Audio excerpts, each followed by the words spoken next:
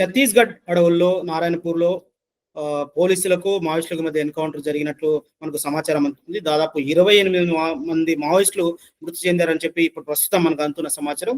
అందులో Maoist chief ఎవరైతే ఉన్నారో సంబాల కేశవరావు, మావోయిస్ట్ పార్టీ అంతటికీ నాయకత్వం వహించేటువంటి కీలకమైనటువంటి నేత.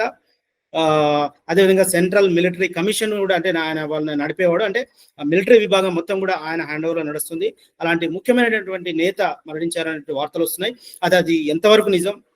పోలీసుల్లో కాల్పులో నిజంగానే మరణించారా లేదా, అసలు వాళ్ళ భద్రతా వలయాలు ఎలా ఉంటాయి, మావోయిస్టు వ్యూహాలు ఎలా ఉంటాయని మనతో పంచుకోవడానికి మావోయిస్టు పార్టీలో కీలక నేతగా పనిచేసి ప్రస్తుతం ప్రజాజీవనం గడుపుతున్నటువంటి జంపన్న గారు మనతో ఉన్నారు. ఆయన అడిగి అసలు అక్కడ ఏం జరుగుతోంది, ఏంటి, ఆయనకున్న సమాచారం ఏంటి అనేది మనం అడిగి తెలుసుకుందాం. జంపన్న గారు నమస్తే. నమస్తే. జంపన్న గారు, మీకు కూడా సమాచారం అంది ఉంటుంది ఛత్తీస్గఢ్ లో ఎన్కౌంటర్ గురించి. మీకున్న సమాచారం ఏంటి, అక్కడ ఏం జరుగుతుంది? ఇప్పుడు మొదటగా నాకు వచ్చిన సమాచారం, ఆ సమాచారంలో స్పష్టత లేదది. అంటే వాళ్ళు బసవరాజు పార్టీ జనరల్ సెక్రటరీ అయిన బసవరాజు చనిపోయినట్టుగా వాళ్ళు ప్రకటించినట్టుగా మీడియా సమాచారం ఉంది. కానీ దాంట్లో స్పష్టత లేదు. ఆ స్పష్టత లేదు కాబట్టి ఇప్పటి వరకు ఏంటంటే నేను స్పష్టత లేదు, అది ఫేక్ న్యూస్ కూడా కావచ్చు అనే విషయాన్ని నేను ఇంతకుముందు ఒక ఇంటర్వ్యూలో చెప్పిన నేను. కానీ ఇప్పుడు మళ్ళీ నాకు వస్తున్న సమాచారం ఏంటంటే అక్కడ ఛత్తీస్గఢ్ ఉప ముఖ్యమంత్రి విజయ్ శర్మ కూడా మాట్లాడిన విషయాలు అక్కడ అది కన్ఫామ్ గా ఉప ముఖ్యమంత్రి చెప్తున్నాడు, తర్వాత పోలీసు అధికారులు కూడా చెప్తున్నారు. కాబట్టి ఇప్పుడు అంటే ఒక విశ్వసనీయమైన సమాచారం ప్రకారంగా ఏంటంటే అక్కడ 28 మంది, 25 కాకుండా 28 మంది చనిపోయినట్టుగా, దానిలో మావోయిస్టు పార్టీ కేంద్ర general secretary Nambala Keshavarao alias Gangannna alias Basavaraju చనిపోయినట్టుగా కూడా వాళ్ళు ధృవీకరిస్తున్న వార్తలు కూడా వస్తున్నాయి. ఇది నాకున్న సమాచారం. ఇది అయితే ఒకవేళ నిజంగా అది జరిగి ఉంటే ఇది నిజంగా మావోయిస్ట్ పార్టీకి ఒక కోలుకోలేని దెబ్బ అని అనుకోవచ్చా? ఒక తీవ్రమైన నష్టం అది. బసవరాజు 50 సంవత్సరాలకు పైగా పీపుల్స్ వార్ లేదా మావోయిస్ట్ పార్టీ ఉద్యమంలో పనిచేస్తున్నాడు ఫుల్ టైమర్ గా. ఒకనాడు ఆర్ఈసి వరంగల్ ఇంజనీరింగ్ కాలేజీ లోపట ఆర్ఎస్యు కార్యకలాపాల లోపట అక్కడ పనిచేసి ఆ తర్వాత ఫుల్ టైమర్ గా పనిచేసిండు. ఆ తర్వాత తను మొట్టమొదటిగా అంటే దండకార్యంలో దళాలు ప్రారంభించినప్పుడు 5 దళాల లోపట తను ఒక దళనాయకుడుగా ఈ తూర్పు గోదావరి విశాఖపట్నం అడవుల ప్రాంతానికి కూడా పోయిన నాయకుడు. ఆ తర్వాత క్రమక్రమంగా ఒక రాష్ట్ర నాయకుడుగా, ఒక కేంద్ర కమిటీ నాయకుడుగా, ఒక కేంద్ర సెక్రటరీగా ఎదిగిన నాయకుడు పోవడం అనేది ఆ పార్టీకి ఒక తీవ్రమైన నష్టమే, అది ప్రజలకు బాధాకరమైన విషయమే. అది జంపన్న గారు, మీరు చెప్పండి, యాక్చువల్గా ఒక కింది స్థాయి క్యాడర్ చనిపోతేనో, లేకపోతే ఒక కమాండర్ లెవెల్లో చనిపోతేనో, లేదా ఒక విభాగానికి, అది మిలిటరీ విభాగం కావచ్చు, పొలిటికల్ కావచ్చు, సెంట్రల్ కమిటీ కావచ్చు, ఎవరైనా చనిపోతే అది ఒక రకంగా పార్టీకి దెబ్బ అయినప్పటికీ, ఈయన పార్టీ మొత్తానికి, కేంద్ర పార్టీ మొత్తానికి నాయకత్వం వహించే నాయకుడిని పోలీస్ బలగాలు తుదముట్టించాయి అంటే ఏంటి? ఇప్పుడు ఇది పార్టీ పరంగా ఒక వైఫల్యంగా చెప్పుకోవచ్చా? పార్టీ అంటే రక్షణ వ్యూహాల్లో లేదా పార్టీ ఎస్కేపింగ్ ముఖ్య లీడర్లను తప్పించే వ్యూహాల్లో విఫలమైనట్టు అనుకోవాలా ఎలా? అంటే ఇప్పుడు కేంద్ర ప్రభుత్వం, రాష్ట్ర ప్రభుత్వ బలగాలు వేల లక్షల సంఖ్య లోపట చుట్టుముట్టి దాడి చేస్తున్నారు. వాళ్ళకు ఆధునికమైన సైన్యం ఉన్నది, ఆధునిక ఆయుధాలు ఉన్నాయి, తర్వాత కమ్యూనికేషన్ చాలా బలమైంది, టెక్నాలజీ బలమైంది, డ్రోన్ల సాయంతో బాంబుల ద్వారా వాళ్ళు దాడి చేస్తున్న ఏదైతే ఉందో, మనం ఒక సంవత్సర కాలంగా ఆ దాడి దానిలో నష్టాలను కూడా మనం మొత్తం సమాజం కూడా గమనిస్తున్నది. కాబట్టి ఈ నేపథ్యం లోపట ఆ పార్టీ నాయకుడు చనిపోవడం అనేది అవుతుందో, అంటే ఒక రకంగా అంటే మిలిటరీ పరంగా వాళ్ళు కొంత బలహీన పడిన నేపథ్యం లోపట అది బలహీనతగానే, కానీ ఆ బలహీనత అనేది అవుతుందో కేంద్ర ప్రభుత్వాన్ని ఛాలెంజ్ చేసే విధంగా లేదు. కాబట్టి ఇప్పుడు ఈ నష్టం అనేది అవుతుందో దీనితోటి అంటే నేను చెప్పే విషయం ఏంటంటే, ఒక కేంద్ర సెక్రటరీ చనిపోవడం ద్వారా తీవ్ర నష్టం అయినప్పటికీ దాని మూలంగా మొత్తం పార్టీ ఉద్యమము, యుద్ధం ఆగిపోతుందనేది ఏతుందో మనం ఏమీ నిర్ణయించలేము అనేది నేను భావిస్తున్నాను. అంటే నాకు తెలిసినప్పటి నుంచి ఈ పార్టీ వ్యవహారాలు నా స్పృహలోకి వచ్చినప్పటి నుంచి చూస్తే మావోయిస్ట్ చరిత్రలో ఇట్లా ఒక కీలక స్థాయిలో ఉన్నటువంటి నేత చనిపోయినటువంటి పరిస్థితి మనం ఎక్కడ ఇంతకుముందు చూసినట్లేదు. పీపుల్స్ వార్ లో ఉన్నప్పటికీ లేదా మావోయిస్ట్ పార్టీగా రూపాంతరం చెందినప్పటికీ మీ అనుభవాలతో మీరేం చెప్తారు? నేను నా అనుభవం లోపల గత 50 సంవత్సరాల నుంచి కనుక గమనిస్తే అంటే ఎన్కౌంటర్ల లోపట ఎవరు కూడా ఒక కేంద్ర సెక్రటరీ స్థాయి లోపట ఎవరు కూడా ఇప్పటి వరకు కూడా చనిపోలేదు ఎన్కౌంటర్ లో. ఎన్కౌంటర్ లోపట ఒకరిద్దరు కేంద్ర కమిటీ మెంబర్లు చనిపోయిన మాట వాస్తవమే. మనకు రీసెంట్ గా ఒరిస్సా ఛత్తీస్గఢ్ బార్డర్ లోపట సున్నబేడ గుట్ట దగ్గర చలపతి రామచంద్ర అలియాస్ రామచంద్రారెడ్డి చనిపోయిన విషయం కూడా మనకు తెలుసు. అదే విధంగా గడిచిరోలి ప్రాంతం లోపట మహారాష్ట్ర లోపట కూడా ఒక మహారాష్ట్ర అతను కూడా చనిపోయిన విషయం కూడా మనకు ఉంది. అట్లా ఒక 2-3 ఎన్కౌంటర్లు మాత్రము సీసీ మెంబర్లు చనిపోయిన మాట వాస్తవమే. రీసెంట్ గా బీహార్ జార్ఖండ్ ప్రాంతం లోపట కూడా వివేక్ కూడా చనిపోయిన విషయాలు కూడా వాస్తవమే. అయితే ఇవి తక్కువ సంఘటనలే. కానీ సీసీ సెక్రటరీగా ఒక అనుభవం కలిగిన నాయకుడు, అనేక ప్రొటెక్షన్ కలిగి ఉన్న నాయకుడు కూడా చనిపోవడం అనేది ఇది మొట్టమొదటిసారి జరిగిందని చెప్పవచ్చు. జంపన్న గారు ఒకటి చెప్పండి. మీరు చాలా కాలం కూడా మావోయిస్ట్ పార్టీలో కీలక పాత్రలు అంటే ఈ సెక్రటరీ స్థాయి వ్యక్తులను కలిసేంత స్థాయిలో మీరు కూడా పనిచేశారని నేను అనుకుంటున్నాను. మీకున్నటువంటి మీరు పనిచేసిన హోదాలను బట్టి చూస్తే ఒక కార్యదర్శిని మావోయిస్ట్ పార్టీ కార్యదర్శికి ఎలాంటి భద్రత ఉంటుంది? జనరల్ సెక్రటరీ అంటే ఎన్ని అంచెల భద్రతా వ్యూహాలను ఛేదించుకుంటే తప్ప పోలీసులు వెళ్ళలేని పరిస్థితి సాధారణంగా ఉంటుంది.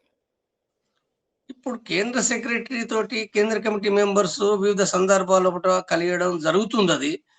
కేంద్ర కమిటీ మీటింగ్ సందర్భంగా కానీ, లేదా కేంద్ర కమిటీ కాదు, ఆనాడు పీపుల్స్ వార్ లేదా మావోయిస్ట్ పార్టీ లోపల కూడా ఒక కేంద్ర కమిటీ లోపల సిఆర్బి సెంట్రల్ రీజనల్ బ్యూరో అనేది ఉంది. ఆ రీజనల్ బ్యూరో లోపల కూడా మేము మెంబర్స్ ఉన్నాం. కాబట్టి అదే విధంగా నేను సిఎంసిలో కూడా ఉన్నా కాబట్టి నాకు అంటే బసవరాజు అనేక సందర్భాల్లో మేము కలిసి ఒకే దగ్గర ఉన్నది, కలిసి మాట్లాడుకున్న విషయాలు అనేకం కూడా ఉన్నాయి. కాబట్టి ఇది ఏదైతుందో ఇక్కడ నాకు మాత్రమే కాదు, చాలా మంది సభ్యులు కానీ, ఇతర రాష్ట్ర కమిటీ, జిల్లా కమిటీ మెంబర్స్ కానీ కలవడం అనేది వివిధ సందర్భాల్లో జరుగుతూనే ఉంటుంది. అయితే ఆ ప్రొటెక్షన్ కూడా, తగిన ప్రొటెక్షన్ కూడా ఒక కేంద్ర సెక్రటరీకి అవసరమైన 25 నుంచి 50 మంది వరకు కూడా ఆ ప్రొటెక్షన్ కూడా ఉంటుంది. వాళ్ళకు తగిన ఆయుధాలు, తగిన నిఘా అనేది కూడా తప్పనిసరిగానే ఉంటుంది. కానీ ఇక్కడ జరిగింది మనం గమనించినప్పుడు అంటే ఇప్పుడు వీళ్ళు ఎట్లా జరిగింది, ఒక డెన్లో కూడా జరిగిందా లేదా ప్రయాణంలో జరిగిందా అనే విషయాలు కూడా మనకు స్పష్టంగా లేదు. అది అంటే 50 మంది ఉన్నా 100 మంది ఉన్నప్పటికీ కేంద్ర ప్రభుత్వ బలగాలకు సంబంధించిన శక్తి చాలా బలమైంది. ఇవాళ డ్రోన్లు ఉన్నాయి, కమ్యూనికేషన్ ఉంది, తర్వాత వాళ్ళకున్న నెట్వర్క్ ఆధారంగా అంటే దెబ్బతీయడానికి అనేక అవకాశాలు కూడా ఉన్న విషయాలు కూడా మనం గమనిస్తున్నాం మనం. కాబట్టి ఈ నష్టం జరిగే అవకాశాలు అవి పెరుగుతున్నాయి అనేదే మనం అర్థం చేసుకోవచ్చు. జంపన్న గారు, అసలు యాక్చువల్ గా ఒక జనరల్ సెక్రటరీ ఒక ప్రాంతానికి వచ్చినా, లేదా ఒక పార్టీ మీటింగ్ ని అడ్రస్ చేయడానికి వచ్చినా, లేదా దళాలతో ఒక కమ్యూనికేషన్ ఆయన పెట్టుకున్నా, ఆయన చుట్టూ ఉండే భద్రత అంటే ఎలాంటి జాగ్రత్తలు యాక్చువల్ గా తీసుకుంటారు? మామూలు సాధారణమైనటువంటి పరిస్థితులు అంటే ఇప్పుడు ఇక ఆపరేషన్ కగా పేరుతో యుద్ధ పరిస్థితి నెలకొంది, వాస్తవం అది. సరే, దాన్ని మనం పక్కన పెడితే మామూలుగా ఆయన రీచ్ కావాలి అనే పరిస్థితి ఉంటే ఎలాంటి భద్రత ఏర్పాట్లు ఉంటాయి?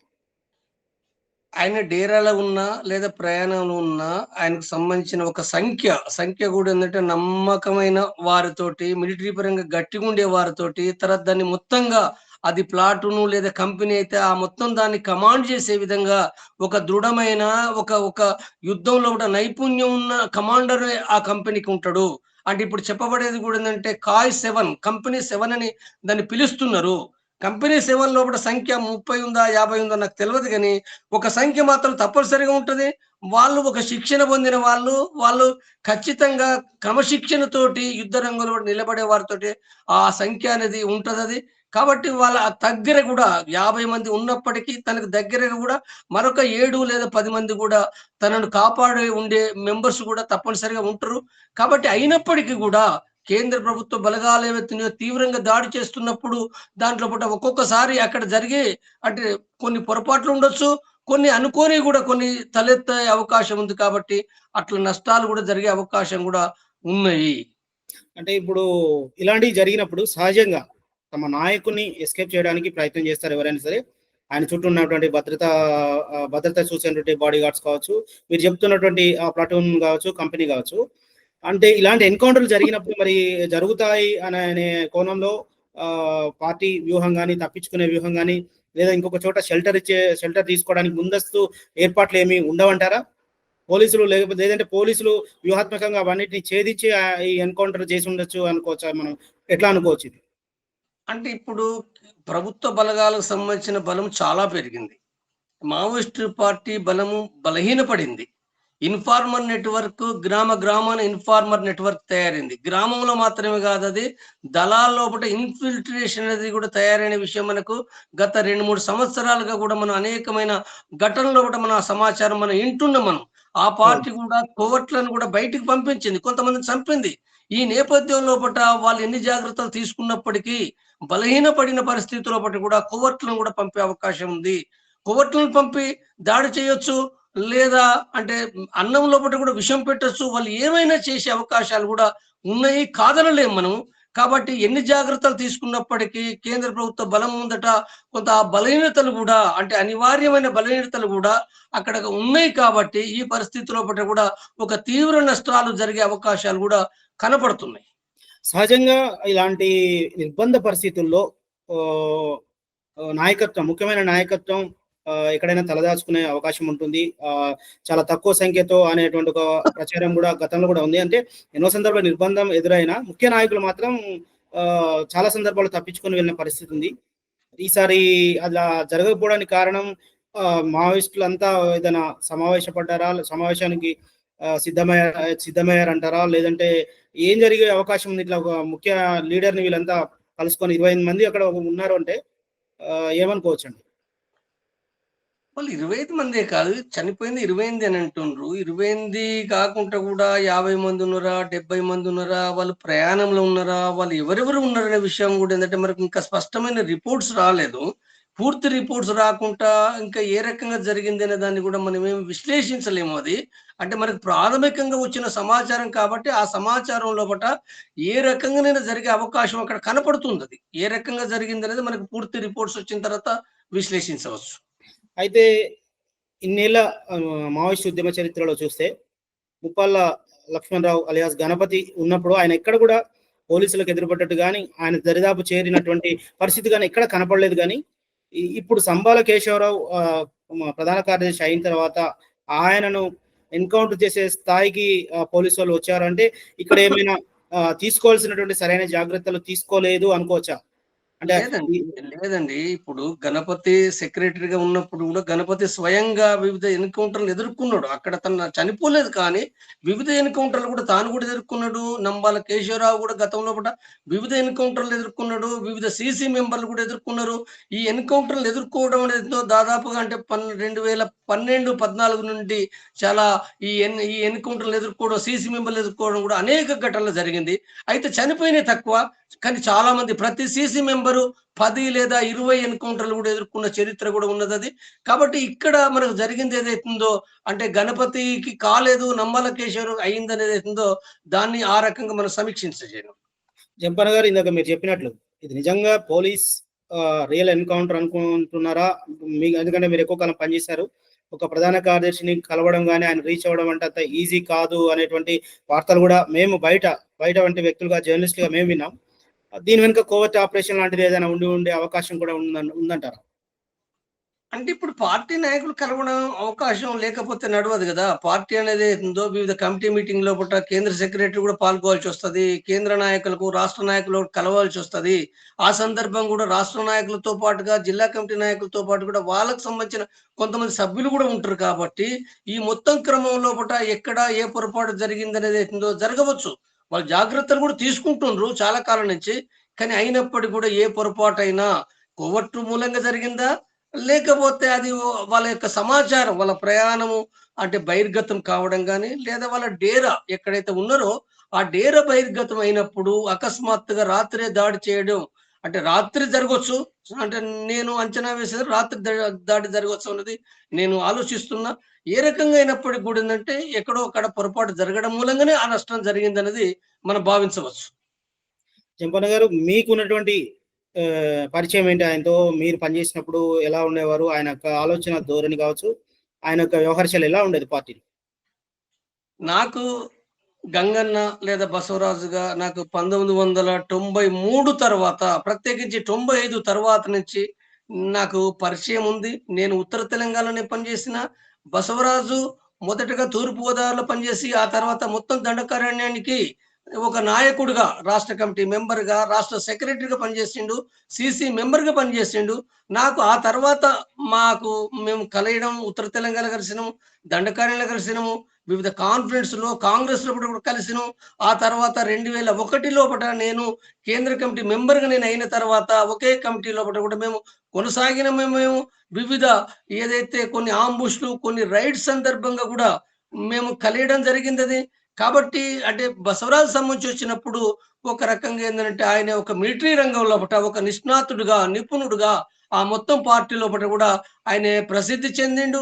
ఆయన మొదటి నుంచి కూడా ఏందంటే మిలిటరీ రంగం లోపట కూడా మొట్టమొదటగానైతేను ఆయన ఒక ఆర్గనైజర్. తూర్పుగోదావరి జిల్లాలో కూడా ఒక ఆర్గనైజరే. కానీ ఆ తర్వాత ఒక మిలిటరీ రంగం లోపట కూడా ఎదగడం జరిగిందది. ఆ రకంగా నాకు బసవరాజు సంబంధించి వచ్చినప్పుడు చాలా ఓపికగా ప్రజలతోటి కేడర్ తోటి కలిసిపోయే ఒక గొప్ప నాయకుడిగా నేను భావిస్తా. అదే విధంగా గూడా అంటే ఆయన సాధారణ జీవితం చాలా కఠినమైన పరిస్థితుల్లో బట గూడా తను నడవడం గాని, తన యొక్క డ్రెస్సింగ్ గాని, లేదా తిండి జీవితం గాని అన్నీ గూడా ఒక సాధారణమైన కష్టభరితమైన జీవితం అనేదేందో కోరుకునే ఒక గొప్ప నాయకుడు బసవరాజుగా నేను చూస్తలేను. కాబట్టి తను ఏదైతుందో కష్టపడి అధ్యయనం చేయడంలో కూడా గాని, అధ్యయనం చేసిన విషయాల్ని కేడర్ తోటి, పార్టీ మెంబర్స్ తోటి పంచుకొని చర్చించడంలో ఒకటి కూడా ఒక గొప్ప నాయకుడిగానే నేను చూస్తాను. జంపన్న గారు మీరు చెప్పారు అంబుష్‌లో కూడా పాల్గొన్నామన్నారు. ఏమైనా మీరు కలిసి చేసినటువంటి అంబుష్ ఏమైనా ఉందా? అది సక్సెస్ అయిందా? లేదా ఫెయిల్ అయిందా? దానికప్పుడు మీరు నాయకత్వం వహించారా? నంబాల కేశవరావు గారు నాయకత్వం వహించారా? అవేమైనా ఉంటే ఒకటేంటంటే ఒకటి నేనెక్కడ గూడా పలాని యాక్షన్‌లో ఒకటి నేను ఉన్నానే విషయం, దాని నాయకత్వం వహించిన విషయం నేను సహజంగా ఎక్కడ నేను చెప్పలేదు. చెప్పను గూడా నేను. ఓకే. అదే విధంగా బసవరాజు సంబంధించినవి గూడా ఎక్కడెక్కడ పాల్గొన్న విషయాలు కూడా నాకు తెలుసు. కానీ అంటే ఈ మొత్తం దృష్టిలో పెట్టుకున్నప్పుడు ఏమైతుందో ఆయనే ఒక ఒక గొప్ప నిపుణుడు గా నేను చెప్పగలుగుతా. తర్వాత నేను విషయం ఏంటంటే ఆయన అనేకమైన యాక్షన్‌ల సందర్భంగా అంటే ఆంబుష్‌లున్నాయి, రైడ్స్ ఉన్నాయి. ఆ సందర్భంగా కీలకమైన యాక్షన్‌ల సందర్భంగా గూడా ఆయనే స్వయంగా ఉండి గైడ్ చేయడం అనేది జరిగింది. స్వయంగా దానికి నాయకత్వం వహించనప్పటికీ కొన్ని సందర్భాల్లో నాయకత్వం వహించినయి. కొన్ని సందర్భాల్లో నాయకత్వం వహించకుండానే అక్కడ సీఎంసీ మెంబర్స్ ద్వారా లేదా రాష్ట్ర కమిటీ మెంబర్స్ ద్వారా గైడ్ చేస్తూ ఆ యాక్షన్‌లను విజయవంతం చేయడం అనేది జరిగిన చరిత్ర నాకు తెలుసు. అంటే ఈ ప్రశ్న ఎందుకు అడిగానంటే ఎక్కువగా మీడియాలో వార్తలొచ్చినాయి ఆయన గురించి. మీలాంటి మాజీ నాయకులు చెప్పిన మిలిటరీ ఆపరేషన్‌లో బాగా ఆరితేరినటువంటి వ్యక్తిగా ఆయన్ని నిపుణుడిగా చెప్తున్నారు. ఎలా వచ్చింది ఆయన అవును. నైపుణ్యం అసలు ఆయనకి ఎక్కడ సంతరించుకుంది అంతటి మిలిటరీ నైపుణ్యం? ఆ నైపుణ్యం ఆయన మొదటి నుంచి కూడా ఏంటంటే ఆయన ఒక దృఢకాయుడు. చాలా హైటు పర్సనాలిటీ ఉంటాడు. తర్వాత ఎలాంటి గూడా అంటే బీడీ, సిగరెట్ తాగడం గాని, కూల్ డ్రింక్స్ తాగడం గాని, ఎలాంటి నిశా పదార్థాలు తాగడం, తినడం గాని ఎలాంటిది కూడా లేకుండా మొట్టమొదటి నుంచి గూడా ఏందంటే ఎక్సర్సైజ్ చేస్తూ బాడీని చాలా దృఢంగా ఉంచుకునే దాంట్లో కూడా మొట్టమొదటి నుంచి గూడా ఆయన ఆ ప్రయత్నాలు మనకు కాలేజీ లైఫ్ నుంచి గూడా కనబడుతదది. ఆ తర్వాత పార్టీలకొచ్చిన తర్వాత గూడా ఆయనే అంటే ఒక దళనాయకుడిగా తూర్పుగోదావరి జిల్లాలో పనిచేస్తున్నప్పుడు గూడా ఆయనే ఆ కఠినమైన జీవితాన్ని ఎంచుకొని పనిచేస్తూ గూడా నిత్యము వ్యాయామం చేయడము, మిలిటరీ విషయాలపైన శ్రద్ధ పెట్టడం అనేది మొట్టమొదటి నుంచి కూడా అది కొనసాగుతున్న విధానం ఉన్నదది. దాని మూలంగానే ఆయనే అంటే ఒక సందర్భంలో ఒక ఉదాహరణ చెప్పాలనంటే 1900 అంటే 90 ప్రాంతంలో కొండపల్లి సీతారామయ్య గూడా ఉన్నాడు. కొండపల్లి సీతారామయ్య మరికొంతమంది నాయకులు బెంగుళూరులో సమావేశమయ్యారు. బెంగుళూరు ఒక ఇంట్లో సమావేశమైండ్రు. అది బహిర్గతమైంది. అది బహిర్గతమైనప్పుడు అక్కడున్న వాళ్ళు కొంతమంది ఇంట్లో ఉన్నోళ్ళు గూడా తప్పుకొని పోయిండ్రు. కొండపల్లి సీతారామయ్య తప్పుకున్నాడు. బసవరాజు తప్పుకున్నాడు. మరికొంతమంది అరెస్ట్ అయిండ్రక్కడ. అయితే ఆ తప్పుకుంటున్న సందర్భంగా బసవరాజును ఇంటెలిజెన్సీ పోలీస్ అధికారులేందంటే గుర్తించి పట్టుకోవడానికి ఒక 5, 6 మంది పట్టుకోవడానికి ప్రయత్నం చేస్తే వాళ్ళందరిని 5, 6 గూడా ఏందంటే వాళ్ళని తీసి తిప్పికొట్టేసి ఆయనే ఎళ్ళిపోవడం అనేది గూడా జరిగింది. అంటే ఒక దృఢమైన ఒక శరీరం ఉండి, చాలా టాక్టికల్‌గా గూడా అంటే దాన్ని దెబ్బతీస్తూ ముందుకు పోయే అవగాహన ఉన్న నాయకుడు. అయితే ఆ తరువాత తను కష్టపడి అంటే దాంట్లోపట ఒక అంటే ఇప్పుడు మందుగుండును లేకపోతే బాంబులను తయారు చేసే విషయంలో గానీ, లేదా అంటే యుద్ధ రంగంలో బట్ట కూడా ఒక ఒక అంటే మూవ్‌మెంట్స్‌ను డెవలప్ చేసే విషయంలో గానీ, యుద్ధ తంత్రాన్ని డెవలప్ చేసే విషయంలో గానీ, లేదా ఆంబుషులు రైడ్స్‌ను విజయవంతం చేసే దాంట్లో పట్ల కూడా ఒక మిలిటరీ అవగాహనను అభివృద్ధి చేసే విషయంలో పట్ల గానీ, అనేక ప్రపంచంలో ఒకటి అనేకమైన ఇంగ్లీష్ సాహిత్యాన్ని లేదా వివిధ దేశాలకు సంబంధించిన చైనాకు సంబంధించింది కావచ్చు, ఎల్‌టీటీకి సంబంధించింది కావచ్చు, రష్యాకు సంబంధించిన అనేక విషయాల్లో ఒకటి కూడా తను కష్టపడి అధ్యయనం చేయడం జరిగింది. మిలిటరీ రంగమే కాదు, మిలిటరీ రంగానికి అవసరమైన ఇంటెలిజెన్స్ విభాగాన్ని కూడా తను అధ్యయనం చేయడం జరిగింది. దానిలో భాగంగా కూడా మావోయిస్టు పార్టీకి ఒక ఇంటెలిజెన్స్ విభాగాన్ని కూడా అభివృద్ధి చేయడానికి తను చాలా సీరియస్‌గా కృషి చేసిండు. అనేక మందికి కూడా తను ఒక రాజకీయ మిలిటరీ క్లాసులు కూడా అందించిండు. కాబట్టి ఆయన ఒక గొప్ప నిపుణుడే. అయితే ఈ నైపుణ్యం అంతా కూడా ఐఈడీస్ యూజ్ చేయడం కావచ్చు. ఇలాంటి నైపుణ్యం అంతా కూడా ఎల్‌టీటీ నుంచి ఆయన శిక్షణ పొందాడు అన్నటువంటి సమాచారం ఉంది. నిజమేనా? ఎల్‌టీటీ నుండి సమాచారం అంటే ఆ శిక్షణకు సంబంధించిన దాంట్లో కూడా పొందిన దాంట్లో కూడా కొంతవరకు వాస్తవమే. వాస్తవంగా ఎల్‌టీటీ కూడా కాదది. ఎల్‌టీటీ నుండి చీలిపోయిన ఒక గ్రూప్ నుండి కొంతవరకు పొందింది వాస్తవమే. కానీ ఒక్క ఎల్‌టీటీ మాత్రమే కాదది. ప్రపంచంలోని వివిధ దేశాల అనుభవాన్ని మొత్తాన్ని కూడా ఆయన గ్రహించడానికి తను పూనుకున్నాడు. ఆ అధ్యయన ఫలితమే అక్కడ అంటే పీపుల్స్ వారు లేదా మావోయిస్ట్ పార్టీ మిలిటరీ రంగము అభివృద్ధి కావడానికి గొప్ప అవకాశం ఏర్పడింది. అయితే నెక్స్ట్ ఏంటి ఇప్పుడు జరిగినటువంటి ఈ పరిస్థితుల ద్వారా మరి పార్టీ పెద్ద దిక్కును కోల్పోయింది. మరి నిలబడగలుగుతుందా? ఈ పోలీస్ నిర్బంధాన్ని ఎదుర్కొని ఆపరేషన్ కగార్‌తో మేము ఈ 2026తో మొత్తం మావోయిస్ట్ పార్టీని తుడిచిపెట్టేస్తామని చెప్పి కేంద్ర ప్రభుత్వం చెప్తోంది. మీరు మీకున్న అనుభవం రీత్యా పార్టీని ఎలా కాపాడుకునే పరిస్థితి ఉంది ఇప్పుడు చెప్పండి? ఇప్పుడు నా విశ్లేషణ ప్రకారంగా 2026 మార్చి నాటి వరకు కొంతమంది కేంద్ర కమిటీ నాయకులు లేదా ఇప్పుడు బసవరాజు చనిపోవడం అనేది తీవ్రమైన నష్టమే. కానీ ఆ తీవ్ర నష్టం అయినప్పటికీ కూడా ఇప్పటికీ ఆ పార్టీ లోపట వివిధ స్థాయి లోపట కేంద్ర రాష్ట్ర నాయకులు గత 50 లేదా 40 సంవత్సరాలు పనిచేస్తున్న అనుభవం కలిగిన, అవగాహన కలిగిన నాయకులు కూడా ఆ పార్టీ లోపట ఉన్నారనే విషయాన్ని కూడా మనం గుర్తించాలి. తర్వాత ఆ పార్టీ చిన్న శక్తి నుండి కూడా పెద్ద శక్తిగా మారిన చరిత్ర కూడా ఆ పార్టీకి ఉంది. కాబట్టి ఈ చరిత్రను గమనిస్తే 2026 మార్చి నాటికి దానిని నిర్మూలిస్తామనేది ఉందో అది నేను సరైనది కాదనుకుంటున్నా. అది అసాధ్యమని కూడా నేను భావిస్తున్నా. అయితే కొన్ని నష్టాలు జరగొచ్చు. నష్టాలు కూడా తీవ్రమైన నష్టాలు కూడా జరగొచ్చు. జరిగే అవకాశం ఉన్నప్పటికీ కూడా ఏందంటే వాళ్ళు తప్పనిసరిగా వాళ్ళు సాయుధ యుద్ధానికి కట్టుబడి ఉన్నంత కాలము ఆ నష్టాలను కొన్ని జరిగినప్పటికి కూడా వాళ్ళు ఆ యుద్ధం అనేది కొనసాగుతుందని నేను భావిస్తున్నా. అయితే నేనిక్కడ చెప్పే విషయం ఏంటంటే, నేను లాస్ట్‌లో చెప్పే విషయం అది ఏదైతుందో ఇవాళ ఈ నిర్మూలన యుద్ధం అనేదుందో కేంద్ర ప్రభుత్వం కొనసాగిస్తున్నది సరైన విధానం గాదు. తప్పుడు విధానంగానే నేను మరొకసారి చెప్పదలుచుకున్నా. వాస్తవంగా నెల రోజుల పైగా, నెల రోజుల పైగా లేదా 45 రోజుల నుండి దేశం లోపట శాంతి చర్చలని చెప్పి ప్రజలు గొంతెత్తి అరుస్తున్నారు. ప్రజాస్వామికవాదులు అనేక మంది మాట్లాడుతున్నారు. మావోయిస్టు పార్టీ కేంద్ర కమిటీ నాయకులు, రాష్ట్ర కమిటీ నాయకులు 6 లేఖలు, ఒక ఇంటర్వ్యూ కూడా ఇస్తూ మేము శాంతి చర్చలకు సిద్ధమనే విషయాన్ని చెప్తూ, కాల్పుల విరమణ కూడా వాళ్ళు ప్రకటించిన నేపథ్యం లోపట కూడా ఈ రకంగా నిర్మూలించడం అనేదుందో ఇది సరైన విధానం కాదది. ఇది ప్రజలు లేదా సమాజము తీవ్రంగా వ్యతిరేకిస్తారు. కాబట్టి ఇప్పటికైనా కేంద్ర ప్రభుత్వం నిర్మూలన అనే దాన్ని కూడా ఏందంటే దాన్ని ఆఫ్ చేసుకొని శాంతి చర్చలు ప్రారంభించాలి నిజాయితీగా అనే విషయాన్ని నేను గుర్తు చేస్తున్నాను. జంపన్న గారు, ఇప్పుడు జరుగుతున్నటువంటి ఆ కర్రగుట్టల దగ్గర జరుగుతున్నటువంటి ఎన్‌కౌంటర్స్ కావచ్చు, లేదా మావోయిస్ట్ ప్రభావిత ప్రాంతాల్లో పోలీసులైతే జల్లెడబడుతున్నారు. నెక్స్ట్ టార్గెట్ హిడ్మా అని అంటున్నారు. మరి పరిస్థితి మీకేమనిపిస్తుంది? Next target హిడ్మానేనా?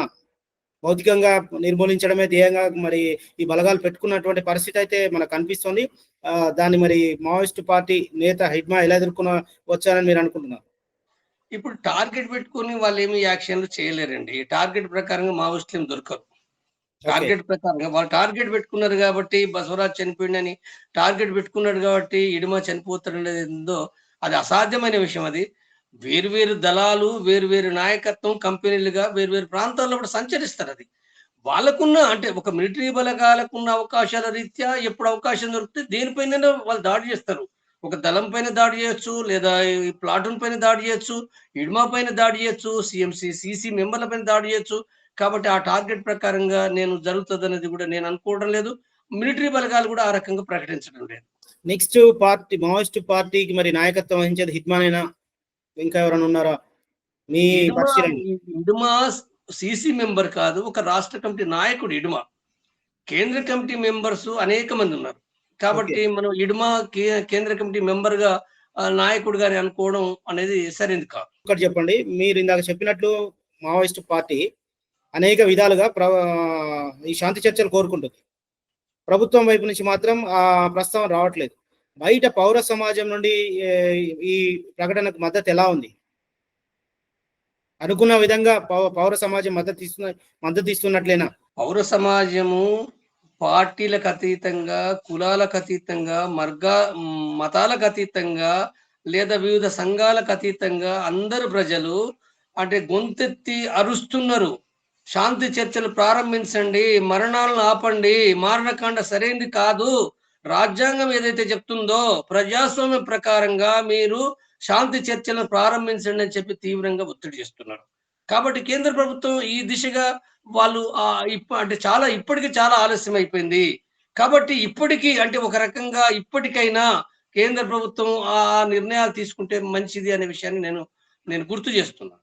చివరిగా చెప్పండి జంపన్న గారు, ఇప్పుడున్నటువంటి ఈ పరిస్థితుల్లో, ఈ నిర్బంధంలో మావోయిస్టు పార్టీ వ్యూహం ఎలా ఉండబోతుంది? దీనికి ప్రతీకారంగా ఏమైనా చేయబోతారా, లేదా ఇప్పుడున్నటువంటి పరిస్థితుల్లో వెనక్కి తగ్గుతారా? పార్టీ భవిష్యత్తు ఏంటి ఓవరాల్ గా? నేను ఇప్పుడు ఆ భవిష్యత్తు గురించి ఇప్పుడు ఈ ఎన్కౌంటర్ సందర్భంగా నేనేం వ్యాఖ్యానించలేను. మరొక సందర్భంలో వారి భవిష్యత్తు ఏమిటి అనేది, ఆ ఎన్కౌంటర్ ఏ రకంగా జరిగింది, తర్వాత వాళ్ళ ప్రకటనలు ఏంటి అనే దాన్ని బట్టి కూడా అంటే నేను విశ్లేషించగలను. థ్యాంక్ యూ జంపన్న గారు, మీ అభిప్రాయాన్ని తెలిపినందుకు. ఇది మావోయిస్ట్ మాజీ నేత జంపన్న గారి అభిప్రాయం. మావోయిస్ట్ పార్టీకి నాయకత్వాలు వహించే వారు ఉన్నారని చెప్పి, అదేవిధంగా పౌర సమాజం నుండి పూర్తి మద్దతు ఇస్తున్నప్పటికీ భౌతిక నిర్మూలన చేయడమే లక్ష్యంగా కేంద్ర బలగాలు పనిచేస్తున్నాయి. ఇది సరికాదని చెప్తున్నారు. మావోయిస్ట్ పార్టీ అంత ఈజీగా వాళ్ళు అనుకున్న విధంగా ఆపరేషన్ కగారుతోనో ఇంకొక దాంతోనో నిర్మూలించలేరని జంపన్న గారు చెప్తున్నారు.